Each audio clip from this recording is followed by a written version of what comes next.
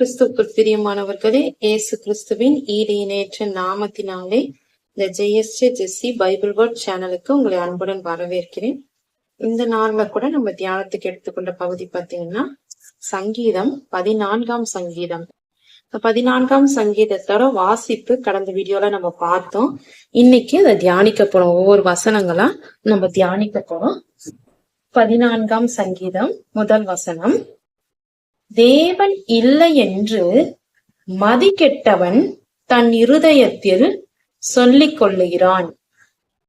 அவர்கள் தங்களை கெடுத்து அருவருப்பான கிரியைகளை செய்து வருகிறார்கள்.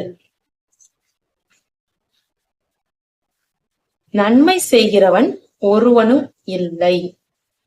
இந்த இடத்துல நம்ம முதல் வசனத்தை பார்க்கிறோம். தேவன் இல்லை என்று மதிக்கெட்டவன் தன் இருதயத்தில் சொல்லிக் கொள்கிறான். அதாவது துன்மார்க்கரார் சங்கீதக்காரனாகிய தாவீது அவருடைய எதிராளிகளாகிய மனிதர்கள் கொஞ்சம் துன்மார்க்கத்துல இருக்கிறாங்க. துன்மார்க்கத்துல இருக்கும்போது அவர்களை பார்த்து அந்த சங்கீதக்காரனாகிய தாவீது சொல்றாரு, அவங்க எல்லாம் மதிக்கெட்டவங்களாம். அவங்களுக்கு என்னன்னா தேவனை அறிகிற அறிவு இல்ல, இப்போ கடவுள் நம்பிக்கை இல்ல, அவங்களுக்கு கடவுள் பயமும் இல்ல. இப்ப நம்ம ஏதாவது ஒரு பாவம் பண்ணோம்னா நம்மள ஆண்டவர் தண்டிச்சிருவாரு அப்படின்ற பயம் நம்மளுக்கிட்ட இருக்கும். ஆனா துன்மார்க்கருக்கு அந்த பயம் கிடையாது. அவன் இருதயத்துல என்ன நினைச்சிருக்கான்னா, தேவனே இல்ல, நம்ம செய்யற அளவுக்கு எதை வேணாலும் செய்யலாம். இந்த உலகத்துல எவ்வளவு அருவருப்பான விஷயத்தையும் நம்ம செய்யலாம் அப்படின்றதுதான் அவனுடைய எண்ணங்களா இருக்கு.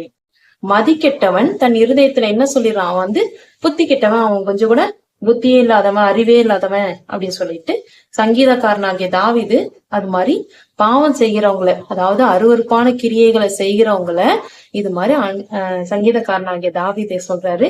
அவங்க எல்லாம் மதிக்கெட்டவங்க மட்டும்தான். அதாவது ஒரு அறிவே இல்லாதவங்க மட்டும்தான் என்ன நினைப்பாங்கன்னா, தன் இருதயத்துல தேவன் இல்லைன்னே சொல்லுவாங்க. அப்படின்னு தேவன் ஒருத்தர் இல்லவே இல்லை, அதாவது கடவுள்னு ஒருத்தர் இல்லவே இல்லை. கடவுள்னு ஒருத்தர் இருந்தா நம்மள பாத்துக்கலாம், செஞ்சுக்கலாம். அது மாதிரி கடவுள்னு ஒருத்தர் இல்லவே இல்லை அப்படின்றதுதான் அவங்களுடைய எண்ணமா இருக்கு. அதனாலதான் அந்த எண்ணத்துலதான் அவங்க என்ன பண்றாங்க, தங்களையே கெடுத்துக்கிறாங்க. ஒரு சிலர் பாத்தீங்கன்னா துன்மார்க்கமான குடிப்பழக்கத்திலையும் இல்ல பல பாவ பழக்கத்திலையும் தங்களையும் கெடுத்துப்பாங்க. அருவருப்பான செய்கைகளால வாழ்ந்து கொண்டிருப்பாங்க. அதனால அவங்க எல்லாருமே எப்படி இருக்காங்க, தேவன் இல்லைன்ற எண்ணத்தோட இருக்கிறாங்க. அதுல கொஞ்சம் கூட ஒரே ஒரு துளி கூட நன்மை செய்கிறவங்க ஒருத்தர் கூட அதுல இல்ல. இப்படி தேவன் இல்லை என்று நினைக்கிற மதிக்கெட்டவர்கள்ல நன்மை செய்கிறவங்க ஒருத்தர் கூட கிடையாது. எல்லாரும் எப்படி இருக்காங்கன்னா அருவருப்பான கிரியைகளை செய்கிறவர்களா இருக்கிறாங்க.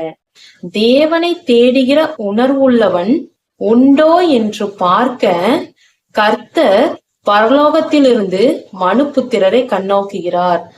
தேவன் ஒவ்வொரு நாளும் என்ன பண்றாருன்னா பரலோகத்திலிருந்து மனுபுத்திரரை கண்ணோக்கி பாக்குறாரு. யாராவது நன்மை செய்யறாங்க, அதாவது தேவனை தேடுகிற உணர்வுள்ள இருதயத்தோட தேவனை தேடுறாங்களா அப்படின்னு தேவனை தேடுகிற உணர்வு எல்லாருக்கும் இருக்கா. ஆண்டவர்கிட்ட நம்ம இன்னைக்கு பேசணும், இன்னைக்கு ஜெபிக்கணும், ஆண்டவர் மற்றவர்களுக்காக ஜெபிக்கணும், தேவனை தேடணும், காலையிலேயே எந்திரிச்சு தேடணும் அப்படின்ற எண்ணம் இந்த உலக மனுஷங்களுக்கு இருக்குதா இல்லையா அப்படின்றது அவருடைய, அதாவது கர்த்தராகிய இயேசு கிறிஸ்து என்ன பண்றாரு, தேவன் இது மாதிரி கண்ணோக்கி மனுபுத்திரரை, அதாவது மனுஷங்களை கண்ணோக்கி பார்க்கிறாரு.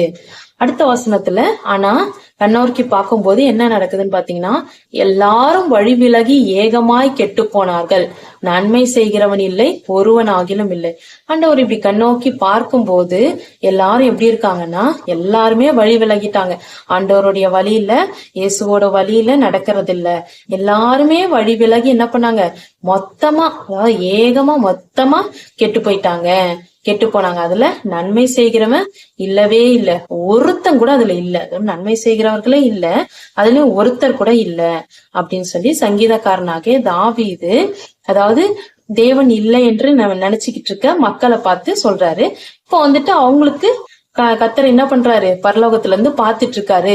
ஆனாலும் அவங்க ஆண்டவர் பாத்துட்டு இருக்காருன்ற எண்ணம் கூட இல்லாம எல்லாரும் வழி விலகி கெட்டுதான் போனாங்க, நன்மை செய்கிறவர்களும் இல்ல அப்படின்னு சொல்லிட்டு சொல்றாரு.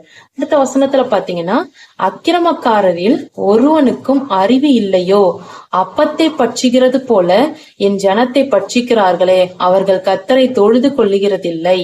அதாவது அக்கிரமம் செய்யறவங்க எப்படி இருக்காங்கன்னா, ஒருத்தர் கூட அறிவே அவங்களுக்கு இல்ல. முதல் வசனத்துல சொன்னா மதி கெட்டவன் சொல்றாரு. மதி கெட்டவனா மதி இல்லாம, அதாவது அறிவு இல்லாம இருக்கிறதுதான்.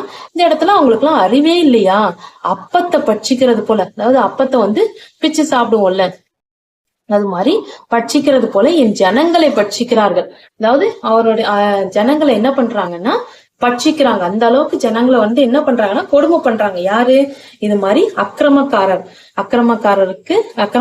என்ன பண்றாங்க, ஜனங்களை, அதாவது சிறுமைப்பட்டவர்களை, எளியவர்களை, ஏழைகளை, அவங்களை எல்லாம் என்ன பண்றாங்க, பட்சிக்கிறாங்க.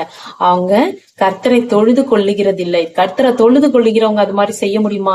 நம்ம இன்னைக்கு ஒரு அக்கிரம பாவம் பண்ணிட்டு நாளைக்கு போய் நம்ம ஜபிக்கும் போது ஆண்டவர் நம்ம கூட பேசுவாரா? பேச மாட்டார். ஒரு பிரசன்னம் இருக்குமா? இருக்காது.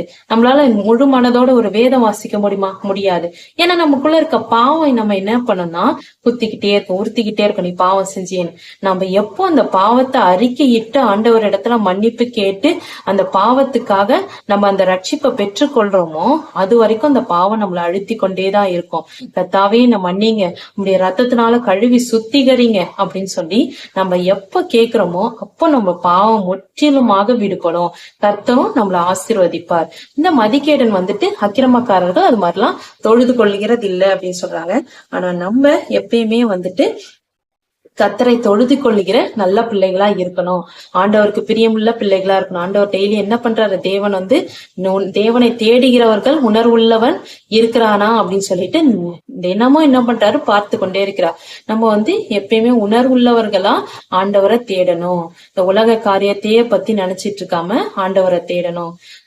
இந்த வார்த்தைகளும் உங்களுக்கு கர்த்தர் இந்த வார்த்தைகளை ஆசீர்வதிப்பாராக. உங்களையும் உங்க குடும்பங்களையும் கூட ஆசீர்வதிப்பாராக. அடுத்த வசனத்துல இருந்து அடுத்த வீடியோல நம்ம தியானிக்கலாம். அதுவரை கர்த்தர் உங்களையும் உங்க குடும்பங்களையும் ஆசீர்வதிப்பாராக. God bless you.